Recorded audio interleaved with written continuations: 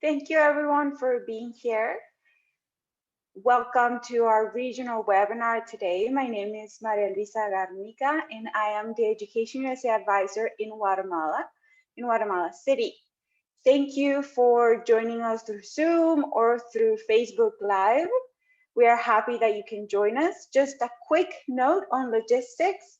Please be patient in case we face any technological difficulties. Okay, this is a live event, so we beg for your understanding. If you are on Zoom, please send your questions to Q&A Marta Carranza. And if you are on Facebook, please type in your questions in the comment section. All right, so today we're going to talk about statement of purpose versus personal statement. Getting started. So we'll have an overview of content and then we'll move on to knowing about student experiences. So it's going to be an awesome session. Let's look at our agenda for today. We're going to quickly review what is Education USA. Then we'll look at some frequently asked questions. Then explain what Education USA provides guidance for throughout your US higher education journey. And then we'll go into the content. SOP versus personal statement, what are they, right? Some guidelines, layout, and examples. And then some guidelines and layout and examples on the personal statement, okay? Some do's and don'ts. Then we'll go into what you need to take into account when you're getting started. And then we'll go right into our student panel to get to know our guests' experiences with their own application processes, okay? So what is Education USA? If you are here, maybe you already know, but it's always important to remember that Education USA is a global network from the Department of State, and our objective is to provide accurate, comprehensive, and current information on US higher education institutions. And we often do sessions like this, right? To provide basic information so that you can start to get the tools to have a successful application process to your US higher education objective, okay? So that is what Education USA is. And now some frequently asked questions that we need to clarify. Does Education USA have scholarships? The answer is no. We are not a financial aid service center. We are an advising service. So we provide you with tools, for example, to search for financial aid options within the different institutions that you're interested in, but we do not offer financial aid directly. Are there opportunities to improve your English? This is a very important question. If you are interested in studying at the undergraduate level or graduate level in the US, you should have an intermediate to advanced level English already. There are some cases in which programs and universities provide options such as long-term English in which you can perfect your English. But the premise that you have to keep in mind is that you should have an intermediate to high level of English if you're looking to have your degree in the US. And now, can you help me find a short-term study abroad program or an internship program abroad?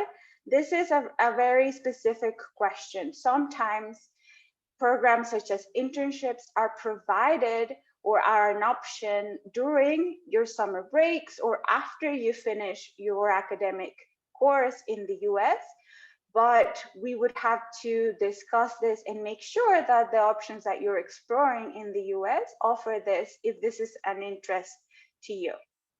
And now, do we have partnerships as Education USA with US higher education institutions? The answer is no. We try to stay neutral and comprehensive because there are more than 4,000 universities and colleges in the US, and our job is to find the best fit for you, okay? So just a general guideline of your timeline or the services and guideline that you can get from Education USA is that first you need to look at your options. Research your options is the first step. We can provide help with different search engines and recommendations on how to do this. Please remember to reach out to your nearest advising center in case you haven't done so already. Then you need to look into how are you going to finance your studies. This is a very important conversation that you have to have with your family, with your self, to look at budget and realistic options for you. Then you need to prepare your application. Look at all of the components that you'll need to work on and draft, right? Like the statement of purpose and the personal statement that we'll explore today. And then eventually, when you get admitted to your program, you'll get a bunch of forms, and then you'll apply for your visa. And then eventually, after you get your visa, you buy your ticket, and then you get to come to one of our pre-departure orientation sessions in which we cover different content that is important for you to take into consideration as you go to the US.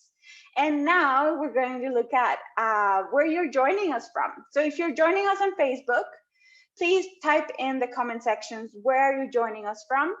And if you are on Zoom, please answer the poll that is about to pop up on your screen, letting us know a little bit about you. We like to always know who we're talking to. Feel free to please ask questions in the chat section to Q&A Marta Carranza. I'm wondering if the poll is out to see where people are joining us from. There we go. So remember, this is a regional webinar. So we're hopefully going to have some guests from North America, Central America, or the Caribbean, or other parts of the world. Everybody's welcome here. Thank you so much for being with us. And also tell us, what type of graduate program are you interested in? Perhaps you're looking to do a master's or a PhD, or you're undecided, right? Or you're just an advisor or teacher who's joining us to learn a little bit more. And then also we want to know if you have started your statement of purpose or personal statement. Maybe you're in the brainstorming process, and or maybe you're super lost and do not know where to start. So tell us a little bit about this. We'll give you 10 more seconds. And again, if you're on Facebook, share please where you're joining us from, at least in the comment section. We're happy that you're here with us.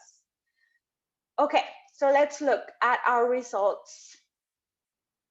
Okay, so we have some people from Mexico, the Caribbean, Central America, and other parts of the world. Thank you so much for being here. Tell us where you're joining us from another part of the world in the chat section.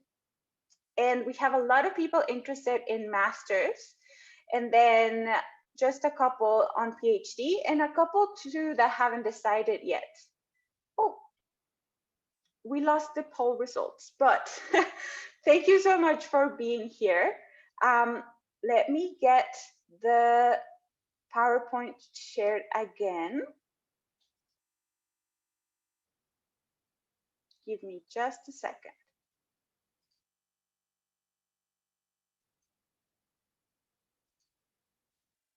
Just a second as I get this ready. I believe we may have had one of those technical difficulties I was talking about.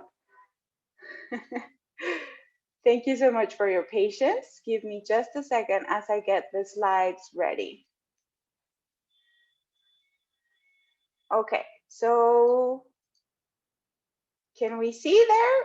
Can somebody give me a cue, a sign that we are successfully seeing the slides? Yes, thank you. Yes, we do. Thanks so much. Okay, so there's a slight chance that Moberg, who I'm about to introduce, had the technical difficulty and was signed out of our session, but I'm going to introduce her anyway. So Moberg is our Education USA advisor in Costa Rica, And she's going to cover some of the content that is the basic layout, the basic recommendations that you need to keep in mind when you're talking about personal statements versus statement of purpose. But while we get her back online, all right, I'm going to switch the order of things and take advantage of our student guests. So I'm going to introduce you to our audience today. We'll begin with, let's see, with Maria Isabel Martinez from Puerto Morelos, Mexico, who was just admitted to a PhD program in biology at Penn State University. And then we have Mariana Guillermina Corona from Juarez, Mexico, admitted to a Master of Science in Sociology at Northern Arizona University. And then we have Alejandra Plaza Limon, Mexico City, a Master in Public Administration at Cornell University. Then we also have Felix Fonseca from Naranjo, Costa Rica, who was admitted to a PhD program in linguistics at Stony Brook University. And Carol Sanchez from Heredia, Costa Rica, who was also admitted to a PhD program in microbiology and cell sciences at University of Florida. Thank you all for being here of our student panels. I know we have Mo back. So I don't know, Mo, I was proposing to switch the order because we lost you for a second. So no, I think it's okay if we can go back to the original order, but I was wondering if you could share your screen just to avoid any technical difficulties that could happen. Yes. So thank you everyone for being patient. As you know, with our Zoom environment, we never know what's going to happen. And my computer did indeed crash. So I'm back and my name is Margaret Burke, but everyone calls me Mo, and I'm gonna give you all an introduction to these documents, right? And then we're gonna continue with our student panel to talk about their experience. So our first to get started, we're gonna explain what is a statement of purpose and a personal statement in general terms. So these are the two main types of admissions essays that are oftentimes requested by graduate programs, so master's or PhD, to learn more about the student. And these can vary greatly in length. I've had students that have had to turn in a 300-word document and other students that have had up to 2,000 words, right? These documents are reviewed by the Graduate Admissions Committee, and then if they believe you have a great application, they'll pass it to the department to which you're applying, and they'll review it as well. So moving to our next slide. We have some examples of prompt examples, and a prompt is the question that you're responding to when you are writing these documents, okay? Sometimes you will get very general prompts, like the first one, a personal statement including research interest and goals for a doctoral study and beyond, right?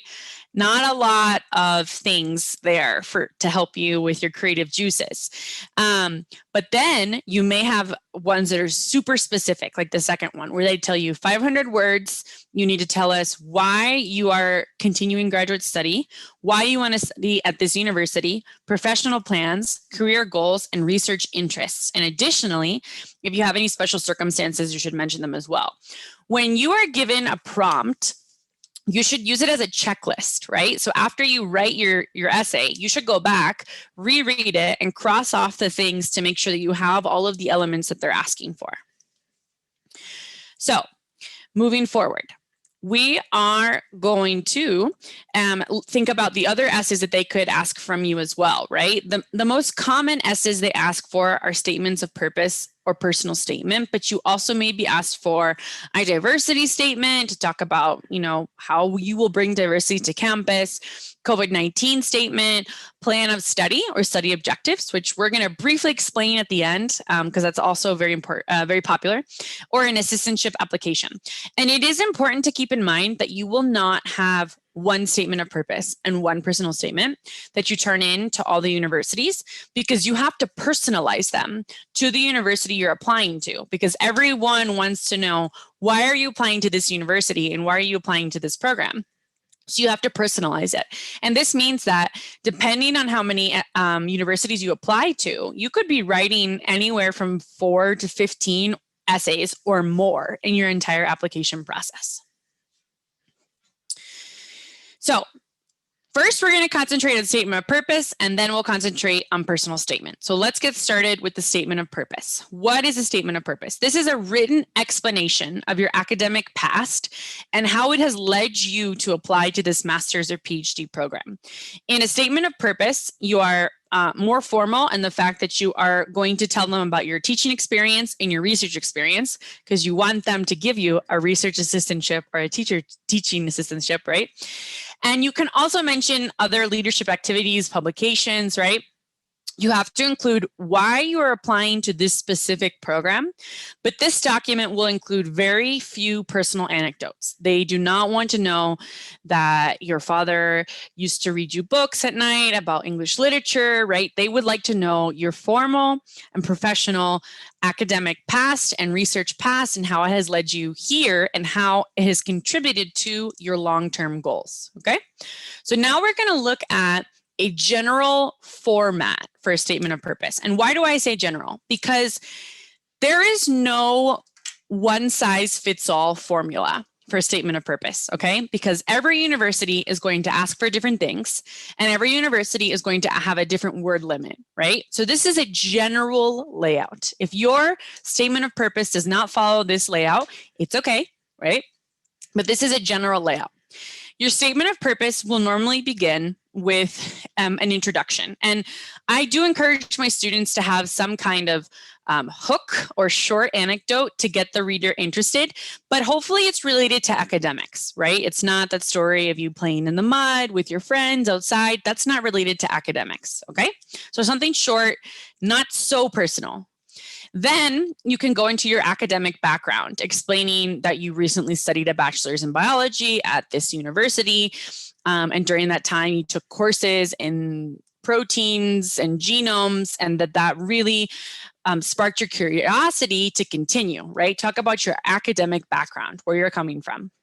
Then the next paragraph ideally would be where you explain your research experience, if you have worked in a lab, and your teaching experience, okay? And I also put the word professional experience because if you are applying to a master's or PhD that is more of a professional program, you probably don't have research and teaching experience. So you can talk about your professional experience, okay? But if you are applying to an academic program, you should talk about where you've done your research, what you've done, talk about the outcomes of the experiments, obstacles confronted, right? How you went over them. And you need to be specific. So the question here is, if this professor invited you into their lab tomorrow, what skills would you already know, right? What techniques would you already know how to do in the lab, okay? And also mention your teaching experience, because a lot of times for masters or PhDs, you are applying and you want them to give you a teaching assistantship. So they need to know that you have experience. This could be as a teaching assistant in your university, as a tutor, right? Mention if it was in person or virtual, because that shows your flexibility as a teacher. And be specific about your responsibilities and duties. You don't want to say it in a boring way, like, oh, I helped my professor grade lab reports. How could you say that same sentence in a more elegant way that makes it sound like this really awesome thing that gave you a lot of soft skills and technical skills, right? If you have a lot of research experience and a lot of teaching experience, you could potentially divide these into 2 paragraphs. It depends on your student profile, okay? So moving forward, after your intro and your academic and your experience paragraph, you can have another paragraph about your relevant experiences. So this is where you would be talking about leadership experiences.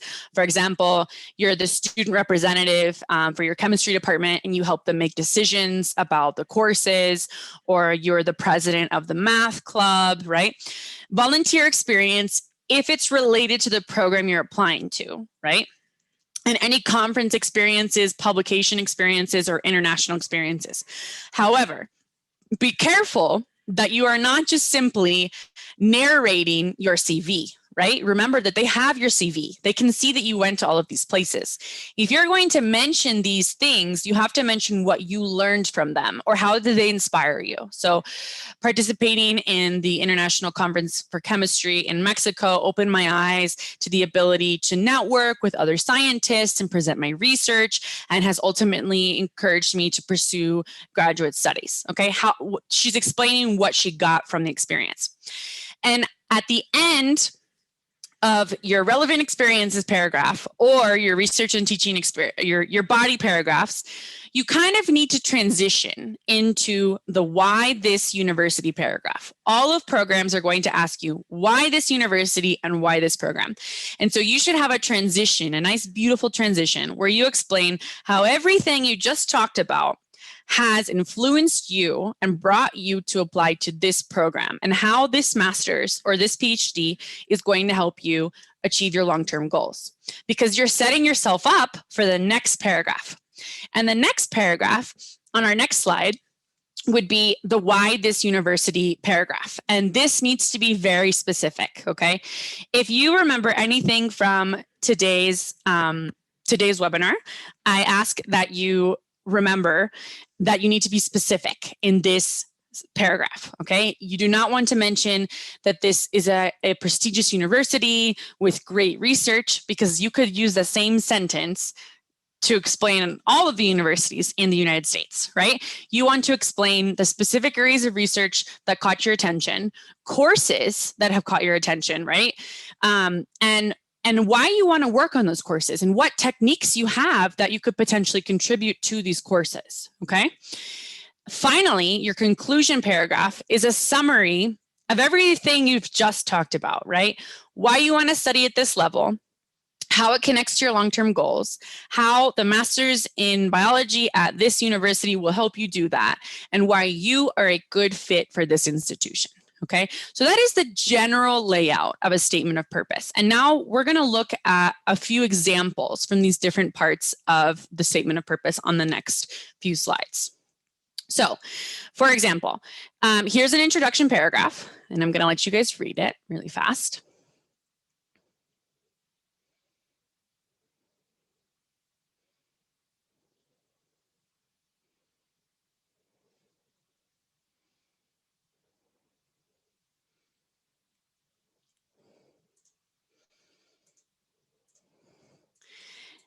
And now on your screen, you should see a question. You can move the question on your screen if you're still trying to read.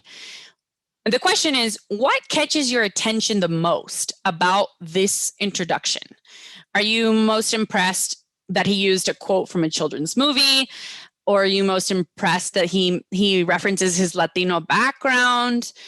Do you like that he references his role model, or the way he's setting himself up for the next paragraphs, right, of academic and personal goals, or something else? What do you like the most about this paragraph, this introduction to statement of purpose?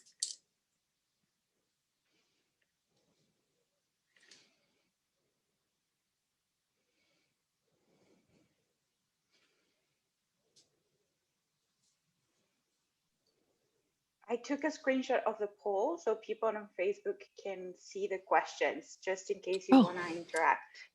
Thank you. Thank you, Maria Luisa. Yes, so those on Facebook can also put their responses in the chat as well. But I'm going to go ahead and end the voting and share your guys' thoughts, okay? So the majority of you said that you liked the way he used a quote from a children's book, but in a sophisticated manner, right? But a lot of you also mentioned that you like his reference to his Latino background, which I love when my students do that, because I think it's really important that you guys are showing your background and proud of where you're from, right? So very good. So yes, as the poll said, a few things I want to point out as to why this is a good introduction paragraph, okay? One, he uses a quote, but in a sophisticated way. I normally do not suggest using a quote to start your essay. A lot of people will use a quote from Abraham Lincoln and then explain the quote, right? I think that's very, very common, okay? But he did it in a way that was interesting because it's a 3-word quote and it's from a children's movie, right? And he uses it to connect to his academic interest. How his academic interest started, baking bread with his grandma, right? We also see right away that he's Latino by using this word abuela, that we can assume most English speakers have heard of the word abuela, right? Hopefully. And if not, it's italicized. So they should know it's a different language and maybe they can look it up. And then he quickly explains how this ties into his role model, and that his role model also comes from a humble background, right? And he's setting himself up to then talk about his chemical background. So very good. Let's move forward and look at another example for the academic background paragraph. So I'm going to give you a few seconds to read and then we can dissect it.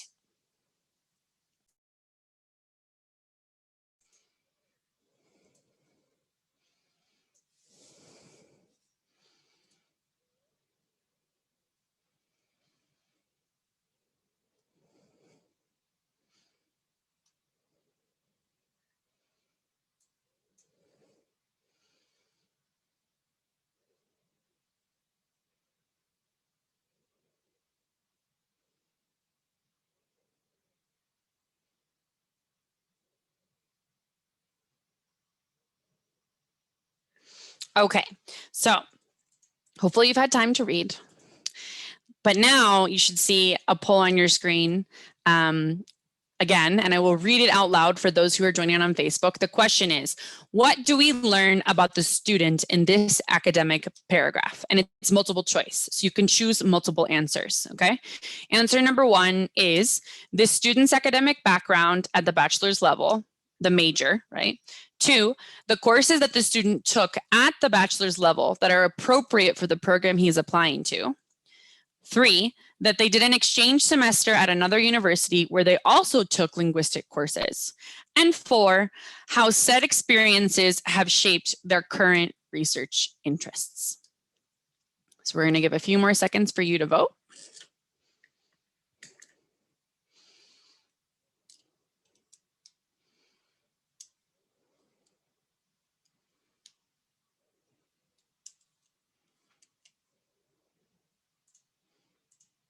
So he does all 4 of these things, to be honest with you, but most of you resonated most with the fact that he mentioned the courses he took at the bachelor's level, right? And this is important to keep in mind because some universities may ask you to mention relevant coursework and other universities may not ask you to mention relevant coursework, okay? In the case that they don't ask you to mention it in your essay, you can mention it on your CV or resume, right? But if they ask you to mention it in your essay, you should be mentioning it, which is exactly what this student did. So he mentions that what his degree was in his bachelor's degree and how that prepared him for what he wants to study, linguistics. He mentions the courses he took, but also the specific areas studied in the course. He just doesn't say, I took Linguistics 100. No, he explains that he learned phonetics, phonology, phonetic descriptions, right? Then he mentions that he not only took classes at his university, but at another university in an international context, which furthered his interest in these areas. And that all of this has essentially made his interest in linguistics be even bigger, right? So another great example. We're going to go one more example for statement of purpose. I mentioned to you all that it's super important that you use a transition to explain why everything you just said has led you to apply to this university. And this is one that I think is beautiful, and I'm going to read it out loud. All of these research, professional, and personal experiences have led me to confirm that I want to research and teach about cellular and molecular biology for the rest of my life as a future university professor and researcher. My greatest desire is to contribute to innovative and interdisciplinary research at the molecular and cellular level, as I am passionate about molecular biology and genetic engineering.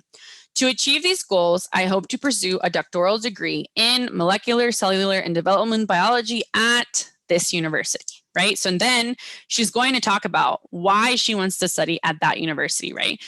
And so finally, one last poll on your screen. The questions are, what does this person want to do for their long-term goals? And it's multiple choice, so you can check multiple answers. 1, be a researcher, sorry. 2, be a university professor. 3, contribute to innovative research. Or 4, pursue a doctoral degree.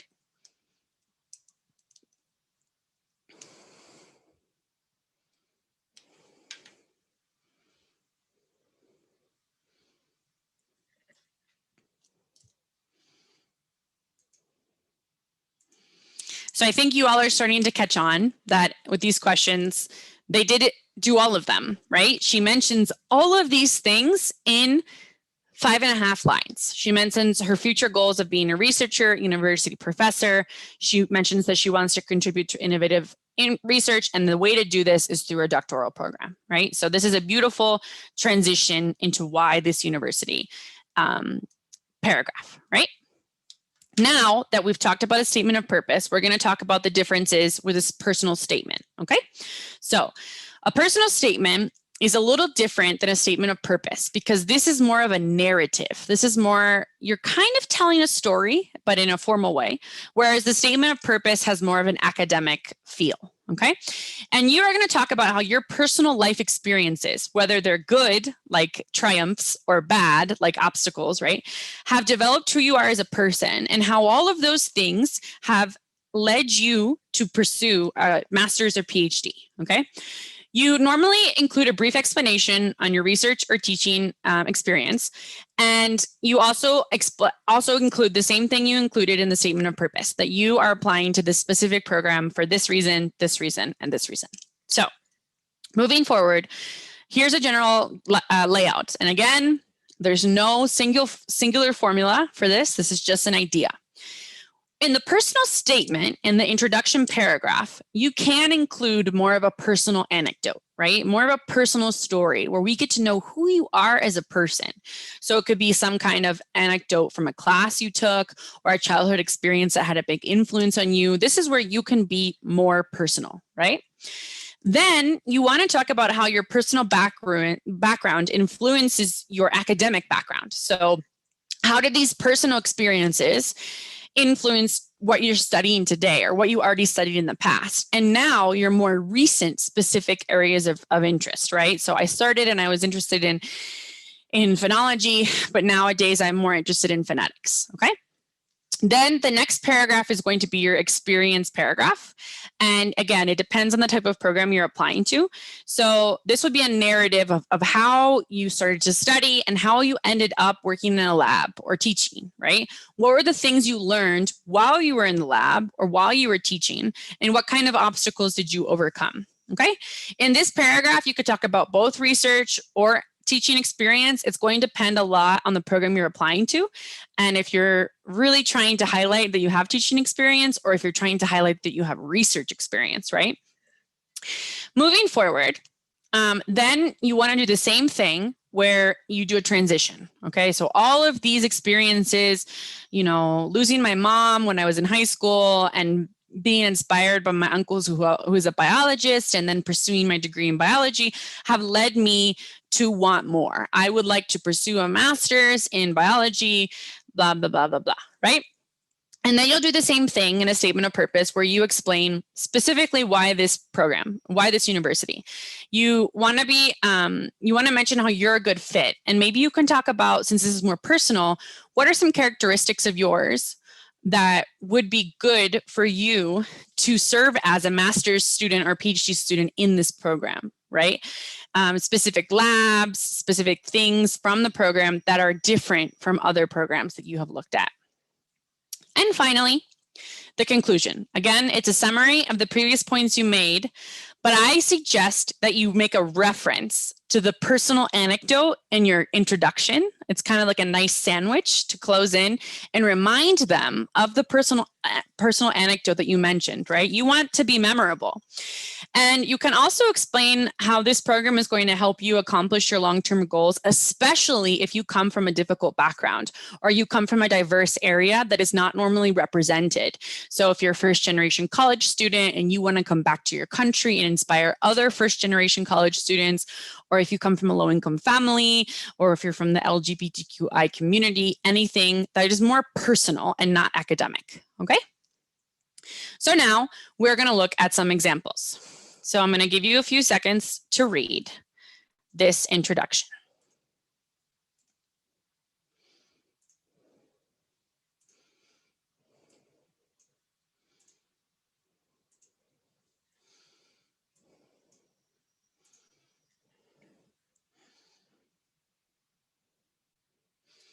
And while you're reading, I invite you to write in the chat what catches your attention about this introduction. I just turned the chat on so that you can write and everybody will see it, right?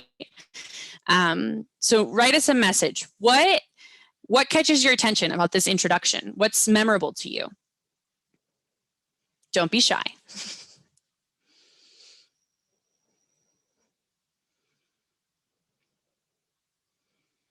And on Facebook, you can also write in the chat as well. So what is memorable to you about this introduction? What catches your attention?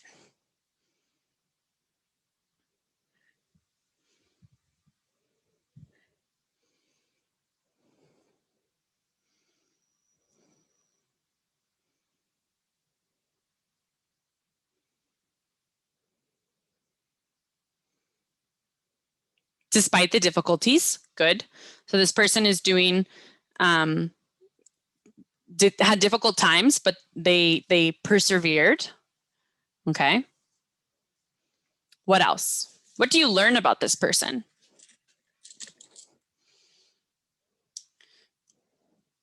This person has literal style at the beginning. Okay. Yes.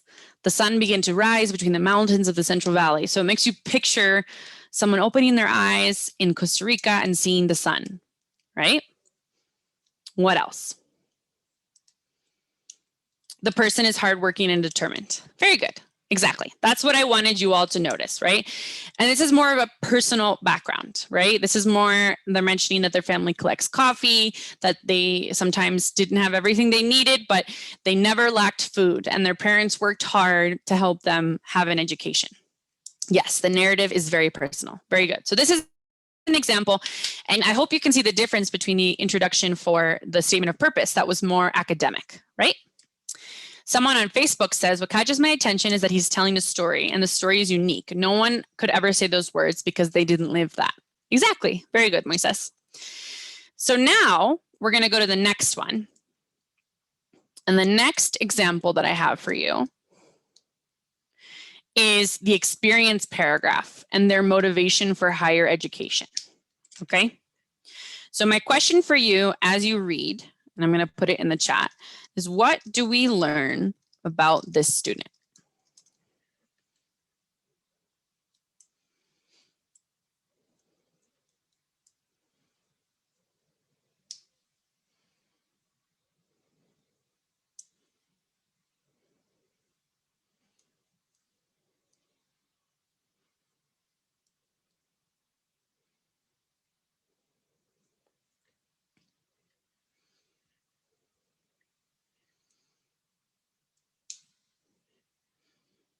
So share in the chat. What do we learn about this student?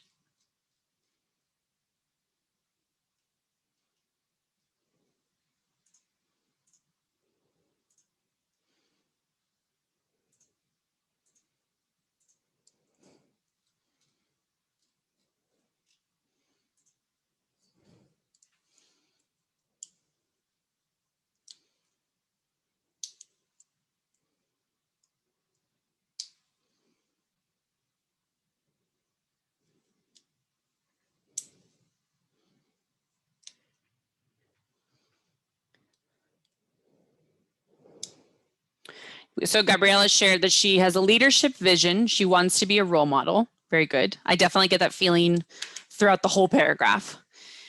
We also learned that she's a minority in their field. So she wants to be a role model for others that may also be a minority. Very good. Thank you, Osmar. What else do we learn? Does she come from a very wealthy background? Or does she come from a more low-income background?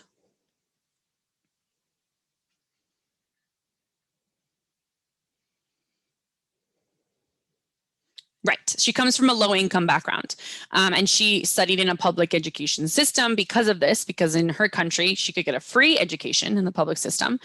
And and she had to overcome the obstacle of not having the money to be able to apply to programs. And so she looked for new opportunities. She overcome obstacles, right? Very, very good. Good job, everyone. Thank you for participating in this part. So now a quick explanation of what the plan of study is. And I'm going to go ahead and move the chat back to everyone. A plan of study is another essay they can ask you for, but this is normally shorter than a personal statement or a statement of purpose, right? A plan of study is about 1 to 2 pages, and you're not talking about your past. You're looking to your future, okay? So you're going to start by explaining your objective. I pursuing a master's degree in this area because I want to accomplish A, B, and C. And then you want to talk about the details of the curriculum of the program you're applying to. So I'm applying to this program because this course is going to teach me this skills. And this course is going to help me do this. And this course is going to help me do this, right? Specific courses that you need at any graduate program, or specific courses to that program as well. Like, I will get something in this course that I cannot get at another institution. You can also mention other academic features. So for example, if they have specialized labs or equipment or specialized rotations that other programs do not have, right? You make sure it's unique. And in your closing paragraph, you mention your long-term goals, looking to the future. So the difference here is we're not talking about our past experience teaching. We're not talking about our past experience in research.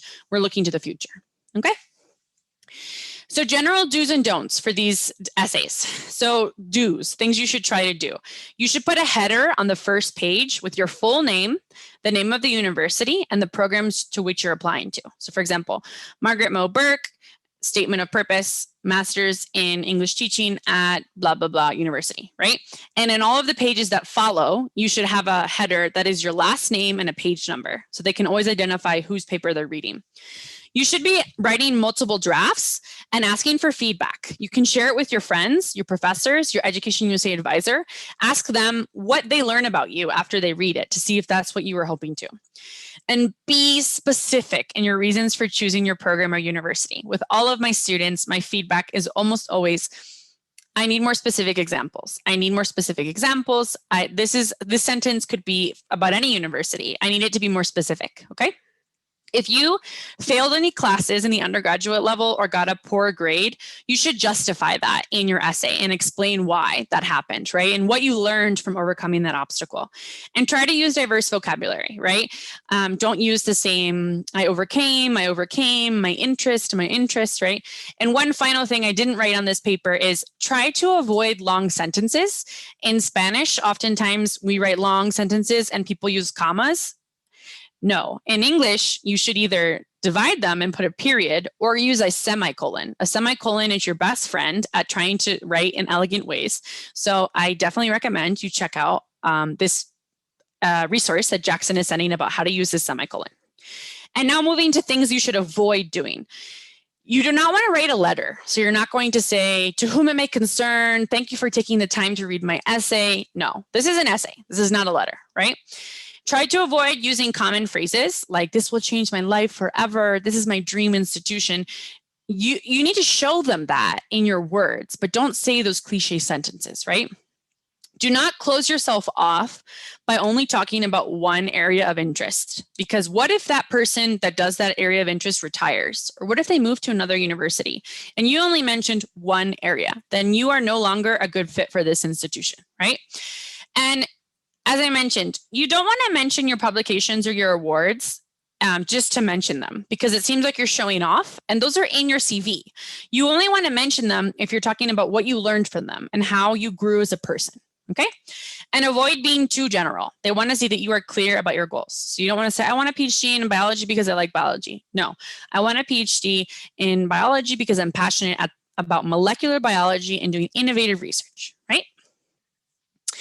Getting started. What's your game plan? So we have 5 steps to getting started. 1, look at your list of universities that you are thinking of applying to and identify if they're asking for a statement of purpose or a personal statement, because you just learned these are different things, right? Decide which one you want to do first. Which one do you want to tackle, okay? Then Check the university website to see if they have any samples. Sometimes universities give samples, and that will give you some ideas of what they're looking for. You also need to write down the essay prompt at the top of your paper, so you have the clear instructions at the top. What are you trying to answer? Okay. Then, using the general format that we gave you, try and brainstorm. What are you going to mention in each of the parts of your essay? Okay. And think about something interesting you could use in your introduction paragraph, right?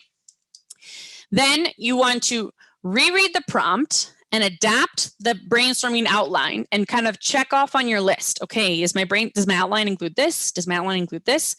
And then get writing. Start writing and start the process. To now talk about the process itself, we're going to invite our 5 lovely students that Maria Luisa already introduced you to earlier when I was going through technological difficulties. And so I'm inviting them to turn on their cameras. As Maria Luisa mentioned, we have 3 wonderful ladies from Mexico, right? Maria Isabel and Mariana Guillermina are going to start this fall, and Alejandra already did a year. She's actually home in Mexico visiting her family. And then from Costa Rica, we have Felix and Carol, who are also going to start their programs in August. So 4 of the 5 students were in your spot a year ago, and Alejandra was in your spot 2 years ago. So let's get started. The first question we have is, how long did the entire writing process take you from start to finish, from your first draft to your final draft? And I'm going to go ahead and ask Maria Isabel to tell us about her process. Hello, everyone. I hope you are good. Well, for me, it took me around 3 months and 20 drafts to get to the final draft, working on it at least 3 or 4 times a week. So I know that probably will depend on each person, but be assured it is a long process, because writing is the physical process of thinking. So I am not kidding. That means a lot of time and a lot of energy, but embrace the process and also budget your time. Once I had my general ideas in the first drafts, that took me over a month. Like, the editing part was the most time consuming. And for me, it was the hardest part, but it was the one that I enjoyed the most. And the thing that I love was selecting that unique and yet relevant information that distinguish my essay from others. And please ask for peer feedback. It will take time, but it is worth it. Thank you. I liked that, Maria Isabel. So it seems like your process was shorter in terms of months, but it was more intensive. You did it multiple times per week, and it was more of an intensive thing. Very good. Yeah, it was like a writing lockdown. Okay. Very good. Yes, a good time to be in writing lockdown. Felix, what about you from Costa Rica? Yours was more of the humanities, linguistics. How long did the entire writing process take you? And how many drafts do you think you wrote? Well, hello, everyone. In my case, it definitely took a lot longer. I think the whole process lasted about 7 months. I started brainstorming all the information that I thought was going to be important and useful. And that's definitely part of the writing as well. And I started preparing each single statement of purpose or personal statement. In my case, I applied to 8 universities. I wrote 7 statements of purpose and 1 personal statement. I guess probably I had at least 4 or 5 drafts for each. So that's, if you calculate, that's a lot. So yeah, probably 7 months writing, brainstorming, editing, the format, having help from other people, and then just finalizing the last versions of the essays. Very good. So as you see, you could either do shorter but more intensive, or stretch it out over a few more months and more of a longer process. Thank you. So the next question we're going to ask today is comparing your first draft to your final draft, right? That first one you wrote and then the final one you turned in. How did they compare, and what were the biggest changes? And I'm going to go ahead and ask Carol to answer this question first. Okay, hey everyone. Yes, I remember my first and my last essay. Actually, the first one, it was very long, and I detailed a lot of things that were not like that important. So I had to make a lot of changes, and also the why that university was very poor, and I mentioned CV stuff just like it was in the CV. So after reading and doing my research, I made it like more concrete and easy to read. And also, well, I had to read articles and more things to delete the general things of the why and make it more specific. And in that way, I achieved like a stronger why. And I would say those were the biggest changes I made. Thank you, Caro. And what about Mariana from Mexico? What was your big transformation in your writing process? So hi everyone. So I think I remember my very first draft, and to be honest, it was in Spanish and full of bullet points. But I think the difference between the first and the last draft is the coherence. And of course, at first, I had a bunch of random ideas because I didn't know where to start. But because I wanted to express like all the things that I have done and things like that. But in the end, I think I was able to present a coherent and I hope an interesting story about myself and the reasons why I wanted to pursue graduate education in the US. Very good. Thank you, Mariana. Yes, it's a common obstacle is that you have so much you want to tell and you're not sure what to keep and what to take out. So next question. Our next question is, what do you advise students to do when they're applying to universities and the university does not give them a specific question or prompt? They just say like, oh, a personal statement including your goals. What do you suggest they do? And we're going to start with Alejandra. Hi, everyone. Thank you so much, Mo. I would advise students to email the university, email your office of admission. They are very keen to help everyone, and you'll be surprised that they'll reply very, very fast and almost immediately because they're there for you. So please don't hesitate on reaching them out. And also, if after you reach out the university, you still don't have specific prompts on what to do, I would suggest you to think about your interests and your working experience and focus on that. I think this is an excellent way to show the committee about your passion, about what you want to do. So if you don't know what to write about your passion and what have you done. Very great. Thank you, Alejandra. Yes, she has a great point. You can email the university and sometimes you may get a more specific answer about what to write about. And sometimes you may not. And it's because the university wants to see how you respond to such a general question. And talking about your passion, like Alejandra said, is a great idea. What about you, Caro? What do you suggest to students that don't have a specific question to answer? Okay, I absolutely agree with Alejandra, but I would add that maybe you always have to have the hook, the one that Mo was speaking about. That's very important. So I would say that you must think about it and you have to speak about why you're a good fit for the university, but not just that, but also why the university is a good fit for you.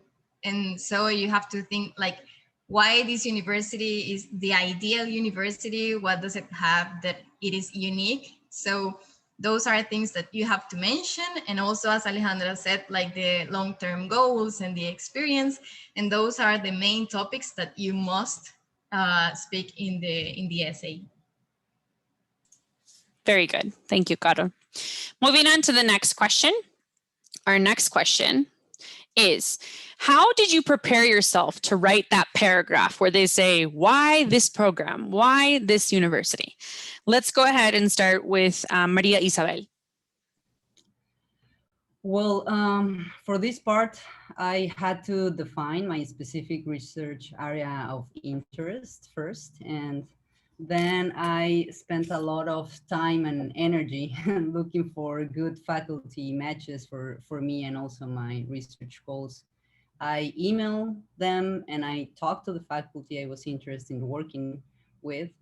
And after I had my faculty list narrowed down, I did my work and find out if the university or the program had what it takes to meet my goals.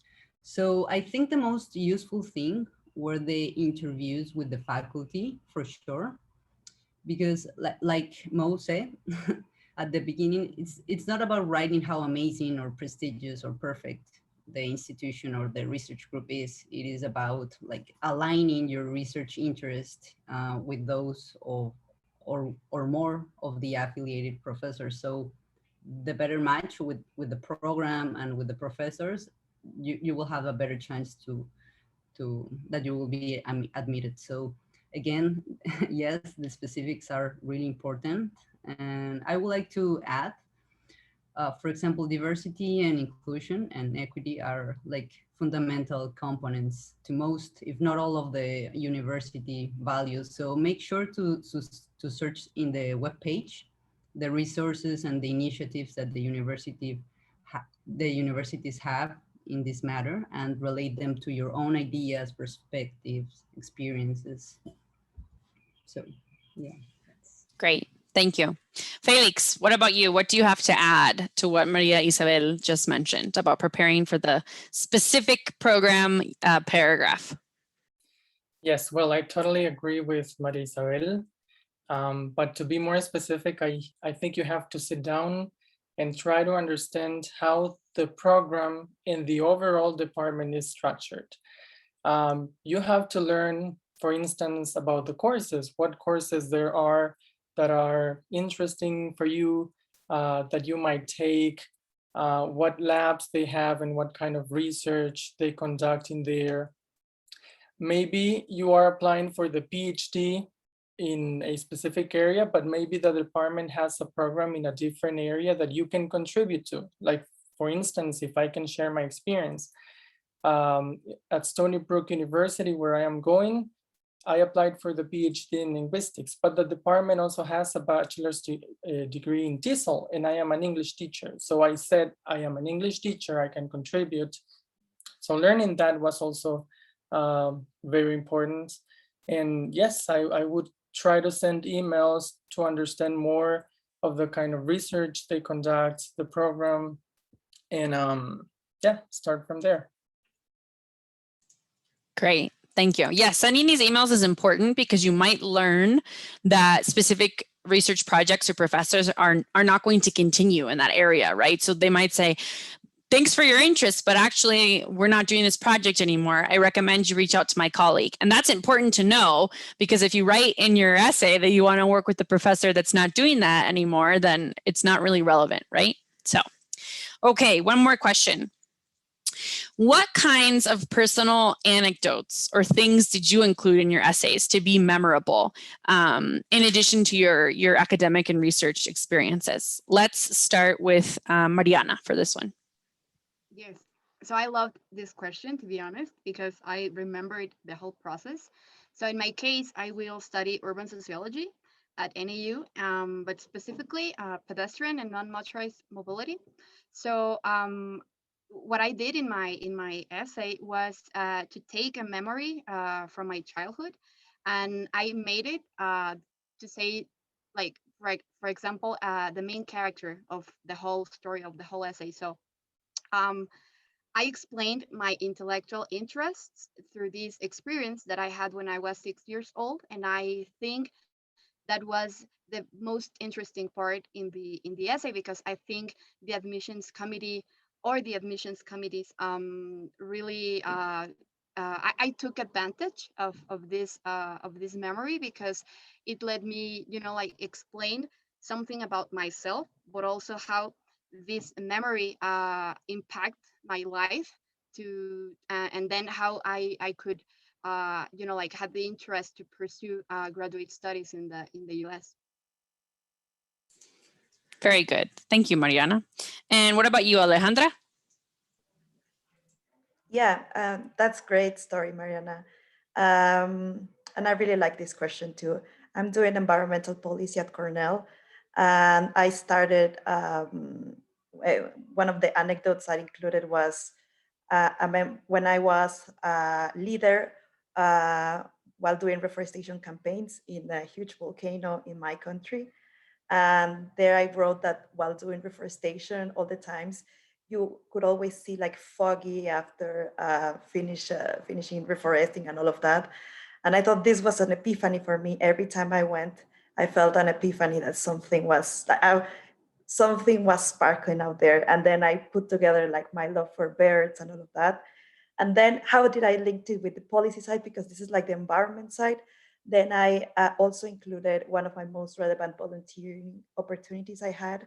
And I elaborated on a project I worked on. And there I could show my leadership skills and how I believed the policy was involved in this volunteering work I did. So then at the end, everything went together. Very cool. I got goosebumps when you mentioned the fog over the volcano. So it sounds like it was a good hook for your essays.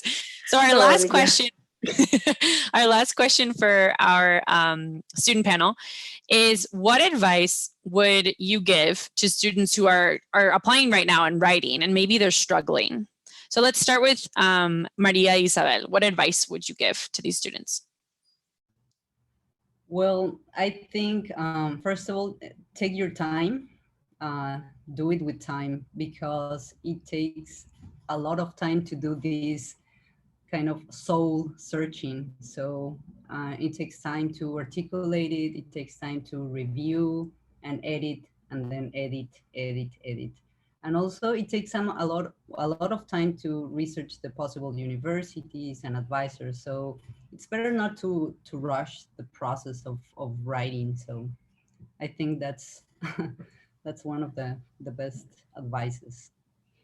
Very good. And what about you, Alejandra? What would you advise these students? I think, as Marisabel said, this is also a very personal work. So you really need to know yourself and know your passion and your goal. Why do you want to do that? What for? And what do you want to do after? I think that's a very important thing. Try to answer these 3 questions and then put them on paper.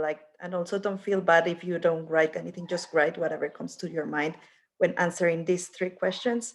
And also ask for peer reviews, like share it with your friends, your very close friends, and tell them, do you think this is me who is speaking? I remember that part, and 2 or 3 of my friends told me, no, this is not you, or you're missing something. So then I knew I had to add more to the essay. Very nice. I like that. What about you, Carol? What would you advise these students? Okay, I would tell you that this is your chance to show who you are and why they should accept you. So try to look for a really engaging beginning. Maybe you can have a book and a pencil always with you in case some idea come up to your mind, or I don't know, some anecdote or something you can use. You can write it or in your cell phone, and just tell a story. And well, they read a lot of essays, so try to make it easy and interesting. And yeah, you should begin now because it's a long process, and in that way you can do it like step by step and not getting so stressed at the end. And if you have your options, you could start researching of why that option is like the best option. And yeah, that would be my advice. Great. Thank you. Mariana? Yes, so I have 3. I'll read them.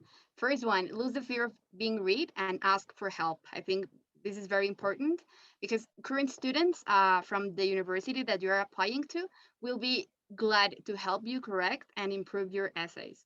So the second one is write as clear as possible and avoid wordy sentences. So keep it simple. And the last one is this is the most important for me, use active voice, be responsible for your ideas and opinions. Beautiful. Thank you. And last but not least, our gentleman, Felix. So I would say you can just start simply by brainstorming. We said that we might be overwhelmed because of all the things we want to mention.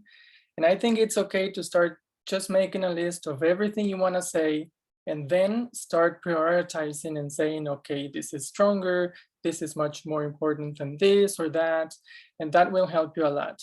And honestly, my second advice is that you have this webinar.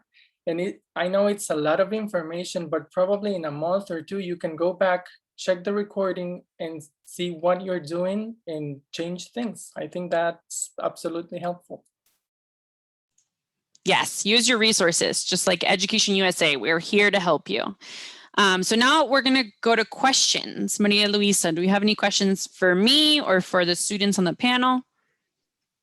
Yes, we have a couple. So Mo, what would you say is the typical length of a statement of purpose or a personal statement? Well, that depends on a lot of things. One, if the university gives you a word limit, then you need to follow that word limit. I remember Felix had one that was 300 words, and I could not believe that it was so short because it's so hard to say everything you want. The other thing too is if they give you instructions on the structure, if they ask you to do single spaced or double spaced, right? If it's double spaced, I would say that they're normally between 2 to 3 pages. If it's single spaced, it's probably 1 to 2 pages. But again, it's just going to depend a lot on the question they're asking and the word limit they give you. Cool, thank you. And I know you mentioned this or something about how many professors to mention, but somebody asked, how many professors should I mention that I want to work with in the why this university paragraph? What do you think? This is a great question. I'm actually going to tell you all that ideally, you should not mention the professors' names unless they tell you to, because what can happen here? If you mention that you want to work with Professor Smith and Professor Smith retires or changes jobs, your essay doesn't mean anything anymore because you talked about Professor Smith, Professor Smith, Professor Smith, right? You actually want to talk about the specific research being done, and they will know who you're talking about without you saying the name, right? So if you're saying, I want to work on projects with microbiology and changing proteins and fructoses, and they have 2 professors working on that, they're going to say, okay, this girl hopes to work with one of these 2 professors, but you're not, closing yourself in. If however, the university specifically says, please mention your long-term goals and professors you want to work with, then you need to mention the professor names because they explicitly told you to in the question, right? As for how many, I would definitely say at least 2, because as I mentioned, if you only write 1 professor, then you're very closing yourself into one option. But you also shouldn't mention 5, because that shows me that you're not clear about what you want to do or who you want to work with. So I would say 2 to 3 is the ideal number of potential professors you would want to work with. Awesome, thank you. And then one other question. My program is not research oriented. What should I put in the why this university paragraph if I am not mentioning research projects? What do you recommend in this case? So in this case, I would recommend mentioning the specific courses that you're excited to take, right? And especially if they're unique to that program. Because if you take a linguistics course, a linguistics master's, all linguistics master's programs are going to have like introduction to advanced linguistics. That's something that they all have, right? But if they have one called interculturality in linguistics, that sounds super cool to me because I like cultural things, right? And so I want to talk about that. Also, any specific like rotations, internships, conferences that they make you do, or practicums in that program, the reasons why you're excited, right? You don't want to just say, oh, this master's is going to help me get a job, because any master's could help you do that, but why this specific master's? Okay, and then one more question maybe for the panel, for the student panel. Do you think your statement of purpose or your personal statement played an important role in acquiring or landing an assistantship? If any of you have assistantships, what do you think? I see Mariana nodding. Can you help me out with your experience? Well, I think everyone is agree with the fact that the essay is maybe it's not the most important, but it's definitely a very important part of the whole process. And in my case, I got full funding uh, because I had the opportunity to explain that I am an opportunity funds grantee, and like my background. So it led the admissions committee to offer me funding. So I think it's so important to take into consideration what Mo explained, because yeah, it's a very important part of the whole process. Cool. And I think Alejandra, did you also nod vigorously to this? I think yes, but I'm not a PhD student. I'm a master's student, but I think that played a Yeah, huge role in getting accepted into an Ivy League, definitely. exactly. Yes. Nice. Very good. I Okay. have a question that came in, Maria Luisa, and I'm going to ask the panel if they want to give their opinion. Someone wants to know, when do you think it's best to include memories in these essays, and if it's required to include a memory in these kinds of essays? I don't know if anyone wants to volunteer to answer based on their experience of talking about memories or something that happened to them.